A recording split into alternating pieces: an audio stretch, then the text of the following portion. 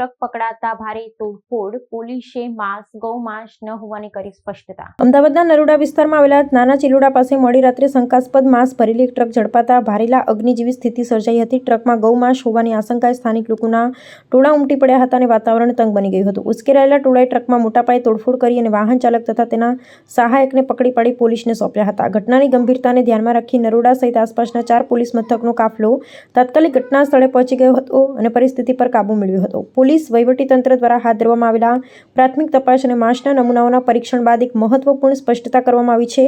પોલીસના દાવા મુજબ પ્રાથમિક તપાસમાં ટ્રકમાંથી મળી આવેલો જથ્થો ગૌમાંસ હોવાનું જણાયું નથી। પ્રયોગશાળાના પરીક્ષણ અને નિષ્ણાંતોના મંતવ્ય મુજબ આ માંસ ભેંસ વર્ગના પ્રાણીઓના બિનઉપયોગી અંગો અને અવશેષો હોવાનું સામે આવ્યું છે। આ સ્પષ્ટતા દ્વારા પોલીસે અફવાઓ પર વિરામ મૂકવાનો પ્રયાસ કર્યો છે અને વાતાવરણને શાંત પાડવાની દિશામાં કામગીરી કરી છે।